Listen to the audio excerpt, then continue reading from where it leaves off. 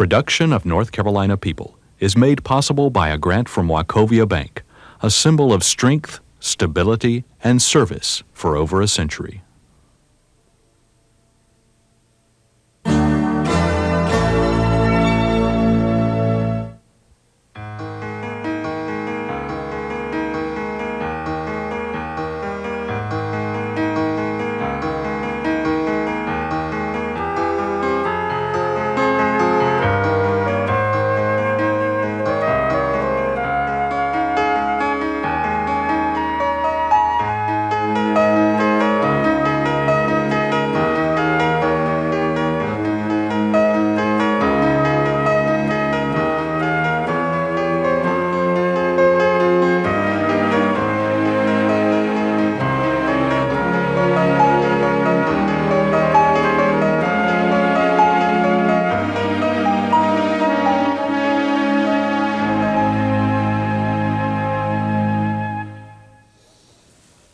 Good evening, ladies and gentlemen. If you're like I am, we all have been very busy in recent weeks and months reading about Eastern Europe and Central Europe and what's been going on in the former Soviet Union, and spending a lot of time reading and talking about the Pacific Rim. We haven't spent enough time talking about our good neighbors to the south in Central and South America. So tonight on North Carolina People, I want you to meet Maas, who's doing something about this problem of communication between good neighbors, and we're so pleased to have you join us on North Carolina People this evening. Thank you, Bill. I appreciate you inviting me. Well, you were born in Bogota, and you've worked there as a young girl in your earlier years, and then you took a holiday to Quito, Ecuador one time and met your husband-to-be and went on to live in Chicago. That's right. When you got to the Midwest, something happened. What was that something? Well, before going to the Midwest, I left Colombia, went to Ecuador, and I had my first cultural shock. I didn't know what it was to live, outside of the culture that you have been born, that you take for granted. So that was first cultural shock. I came to Chicago, and in Ecuador, of course, they also speak Spanish, and I was able to somehow manage my living there. When I came to Chicago, I didn't know English. And so, big cultural shock. I mean, for about 3 years, I just lost myself. I didn't know where I was coming or going. I went to live in a suburb, in a typical suburban neighborhood. And there were no Spanish-speaking people there at all. And so, I learned what it is to be a new immigrant. Well, I must say that the weather changed, the cultural climate changed, the form of living changed. That's quite an undertaking. Everything, absolutely everything. It's like someone, pulls the rug under your feet, and you don't know, where you are walking on, and you have to find the ground yourself. No one can do it for you. So, that was the experience in Chicago. But of course, it's a place that I love very much, because it's the place that gave me the opportunity. My coming there was the opportunity that I became really aware about different cultures, the existence of different cultures, and also the questioning of how is that we interrelate with each other in this world, and what are the good ways that we can interrelate and find common solutions to the problems that affect all of us. And you and your husband, after all those winters up there and blowing in off Lake Michigan, you came to Raleigh. You That's chose right. to come to Raleigh. Yes, and that was, I guess, my third cultural shock. I read somewhere that you took a course on the South for non-Southerners. Yes, it was, we just had to do something like that because it was, it's such a different culture. It's like being in a different country altogether. Even how people speak, I had enough difficulty being in Chicago and trying to deal with learning English over there. And it's like I came back, I came to the South, and again I have to kind of relearn, English. Have you got a good Spanish version of you all yet? Well, I guess we do. You've learned about barbecue and hush puppies and all of that. Yes, all of that, yes. But you also you went back to school and you were at NC State. Yes, I decided after being here for a while that I needed some sort of credentials from this country.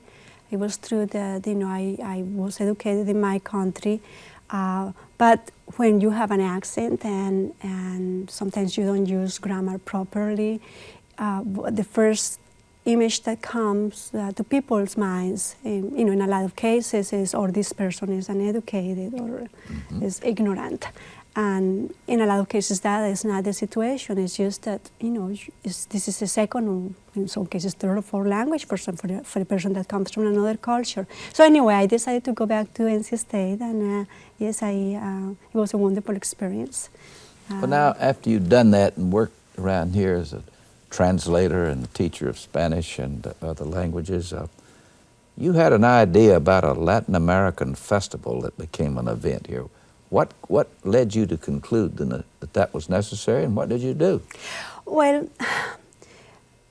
ever since I left Colombia, I started becoming aware of existence of different cultures. When I moved to the United States, that awareness, became really clear in my mind, in my spirit, in my soul, and I decided that just analyzing the trends, development trends, the immigration trends that are taking place and will continue taking place, in the United States. The Latin American communities have a very important role to play in this culture, in this country. We do have a lot of, people talk about rights, but we also have a lot of responsibilities. So I feel very strongly that somehow we have to start building some sort of infrastructure so that the proper socio-economical development takes place within our Latin American communities. And so the first concept that came to my mind to start working in that direction was to start working with the cultural elements of our cultures, because I feel that these elements are a way that we can, first of all, sensitize people from different cultures to the presence of other people and their cultures. And once that understanding is clear, then we can start talking, we can relate to each other, and then we can start talking about, our problems and finding solutions to those problems. Well, now, then that led you to say that the best way to do all of those things is to put people in native costume, singing native music, yes. Is that the way you chose to express it? Exactly. What we do is, like our first festival was in 1990, and it took place at NC State. It was what they call a program with the International Nights programs.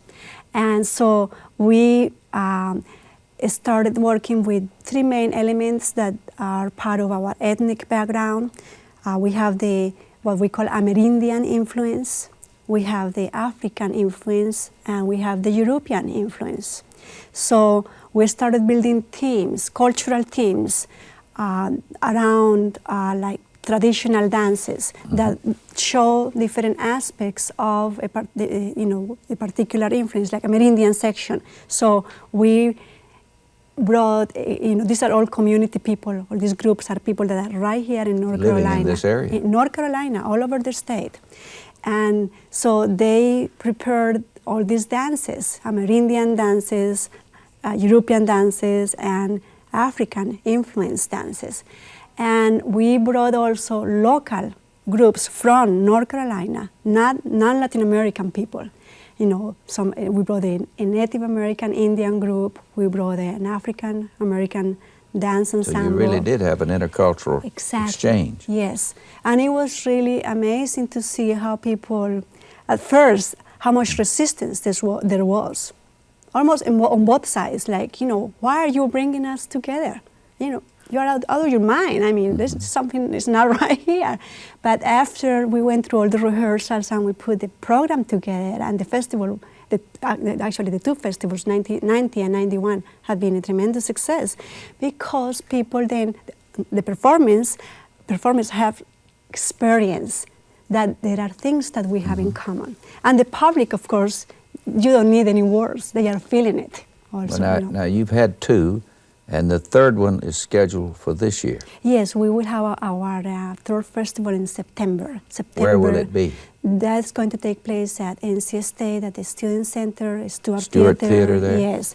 And we plan to... Is it open to people like me? Definitely. It's open to the general public. We are going to, from this year on, we will have a Latin American festival that will show different aspects of different cultures within Latin America. You know, there are about 30 countries in Latin America, so it's all this variety of cultures. But we have chosen to, from this year on, also focus on one particular country, so that we can give more in-depth information and educate us and other people about that particular country. And we're starting with Colombia. Well, I want to come back to that in a minute. But out of the festival came the idea of a Latin American Research Center. Now, you took the second step in creating that. What are you trying to do in that particular structure? Okay, so we did have our first festival. That gave me more sense of the community on both levels, the Latin and non-Latin American communities, and how much we can interrelate.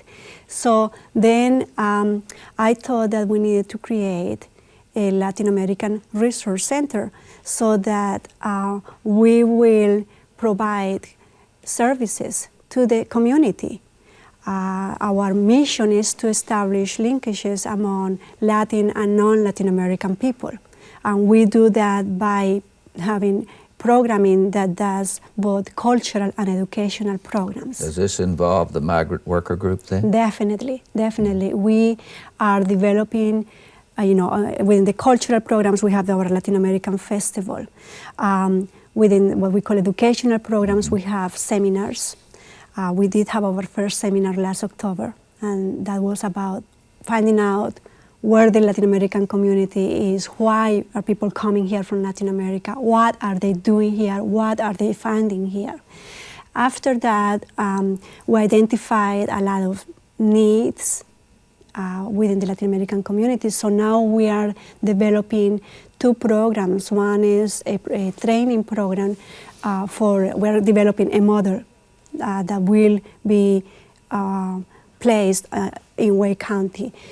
We are going to be training a group of Latin American people as health educators for AIDS prevention. Does this mean you work with the existing structure in Wake County and in the state government on health and education? Definitely, yes. All of the problems? We have a working committee for this particular project, which members are people from the Wake Health Department, for the State Health Department, from different of the agencies that are interested in this particular issue, AIDS.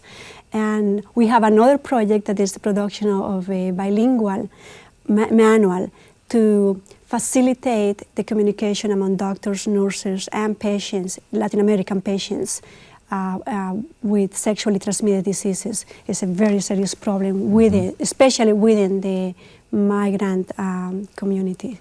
How many individuals are we talking about when you say the Latin American colonies in Raleigh, Charlotte, wherever? Yes. How many would you estimate there are in North Carolina? Well, the official numbers say that there are about, in the state, about 100,000 Latin Americans. 100,000 Latin Americans. But really the official numbers don't have anything to do with the reality, because a lot of people, like in my case, my last name is Maas because of my husband's name. Unless I make a point to mark myself as a Latin American person, I will not be identified as a Latin American. So that's one problem that, for the census. Also, a lot of people are illegally here, but that doesn't mean that they are not here. They have established here themselves, and they have brought their families already.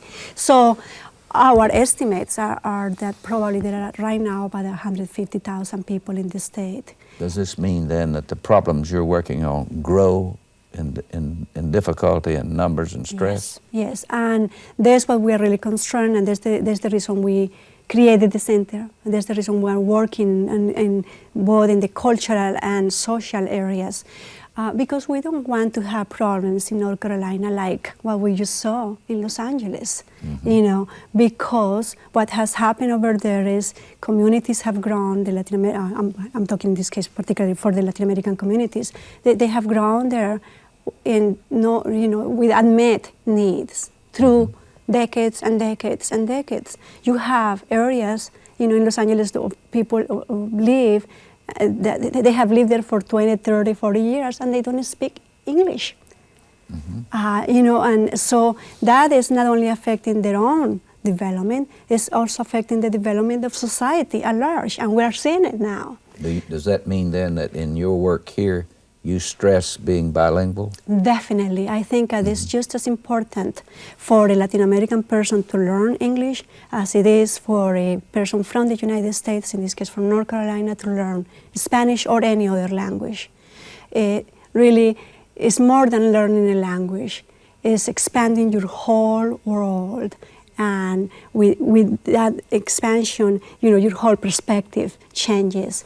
And then we find all these commonalities among us, and also the differences. The idea is that we get educated, we know what the things that are common about us, we can work within that, we know what is different about us, and we can respect that, because we are not going to change cultures, and we really don't want to change the cultures. What is beautiful about this world is that we have all this diversity, so that I think we have to sustain that, but we really have to be responsible within this world. You speak of the communication issue as you see it dramatized in Wake County. Now, there's a lot of conversation today about American industry moving into Mexico or other Latin American or South American regions. Yes. We read about the deforestation in Brazil or the drug problem. Is there more, since you're a communications specialist, what about country to country? Is there more effort now to understand each other? I think that definitely there is. With the development of the communications technology, people have become, of course, more aware of not only the role that governments play, but people like you and I.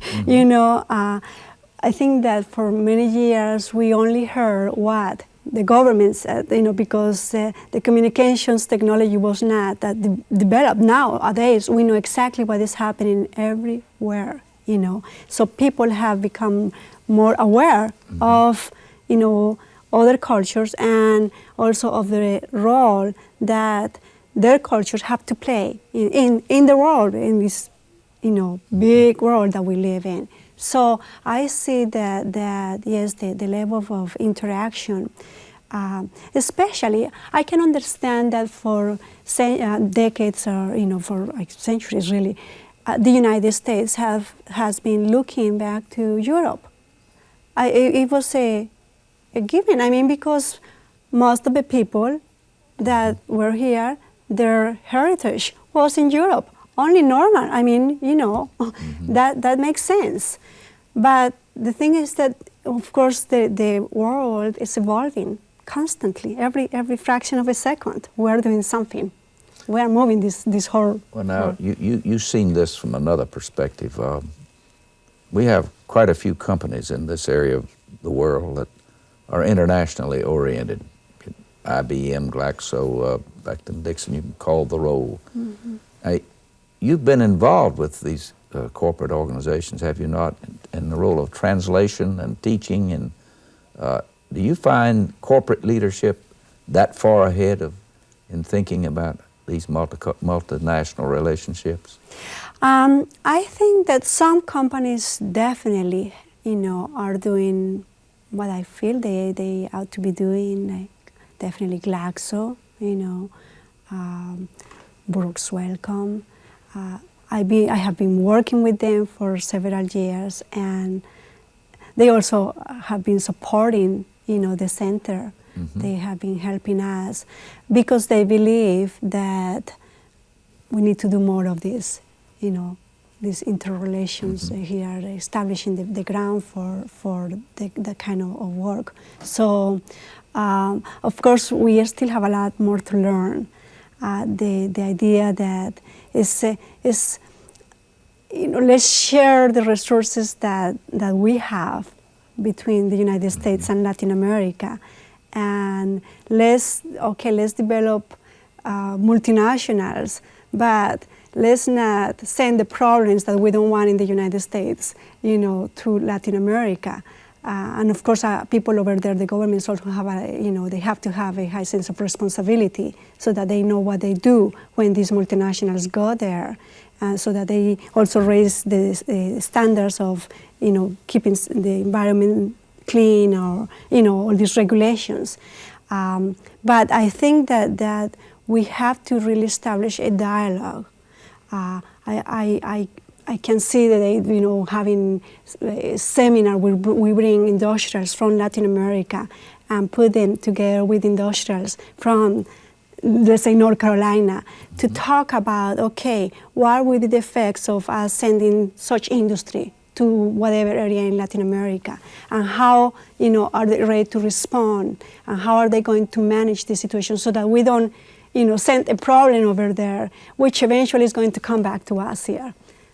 Do you get back to Colombia very often? I go there about every 2 years. I was there last October. Is the new president having the impact that some of our journalists would have us believe in dealing with the drug cartels and all the other problems? Definitely. I feel that Colombia has gone through a revolution.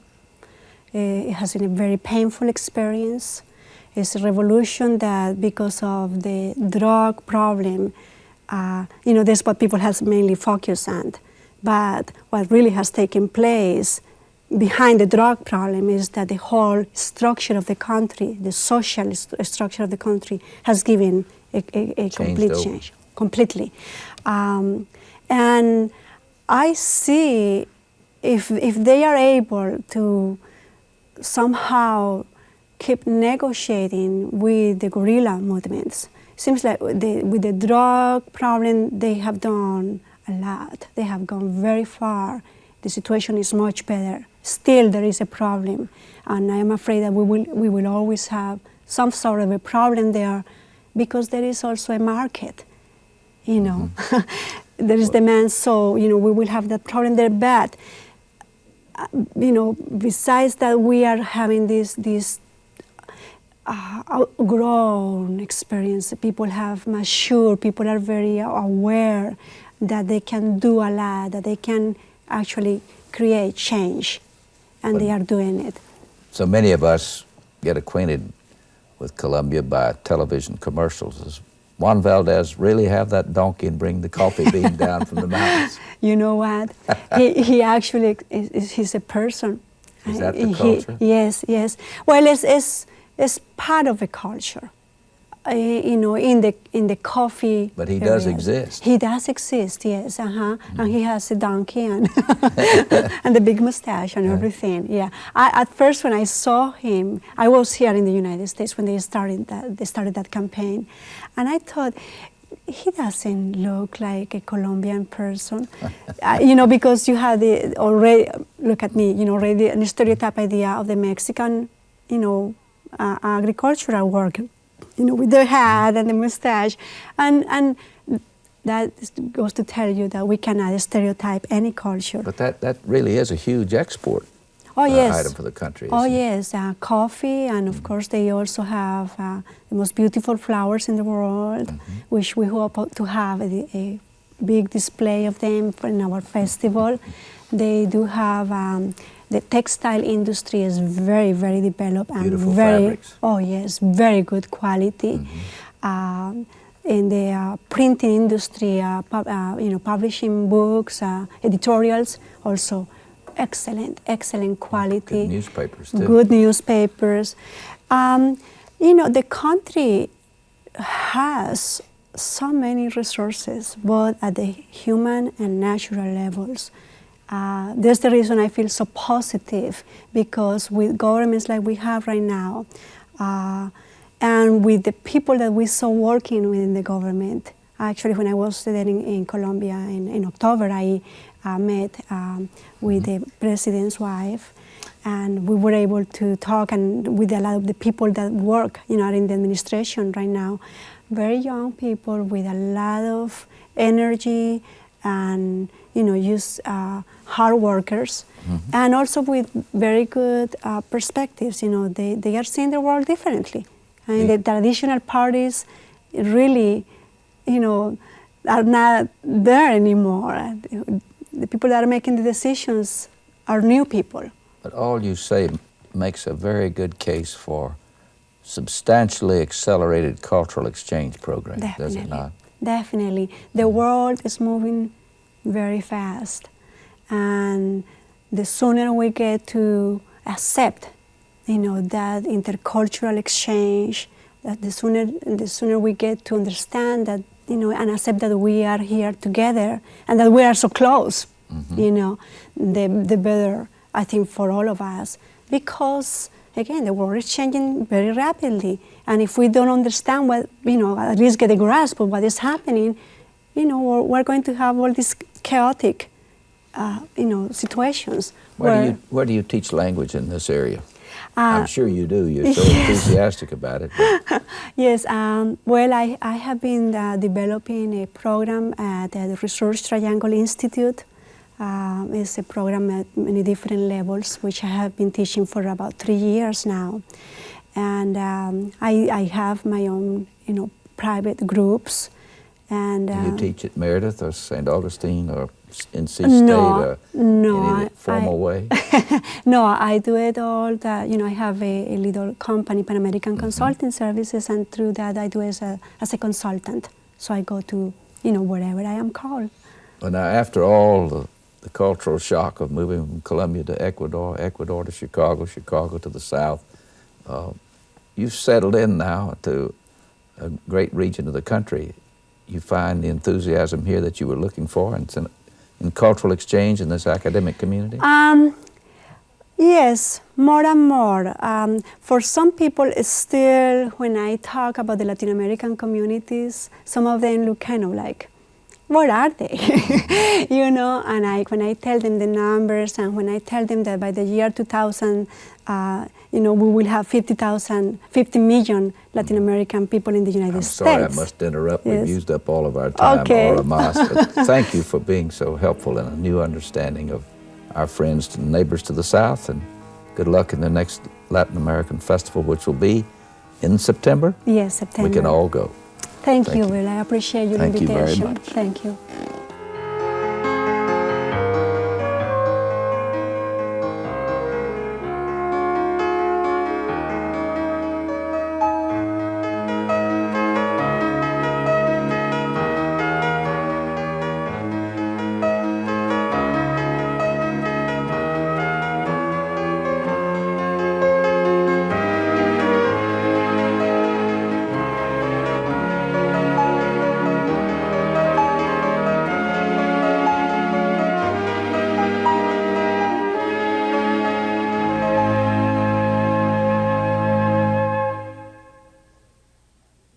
Production of North Carolina People is made possible by a grant from Wachovia Bank, a symbol of strength, stability, and service for over a century.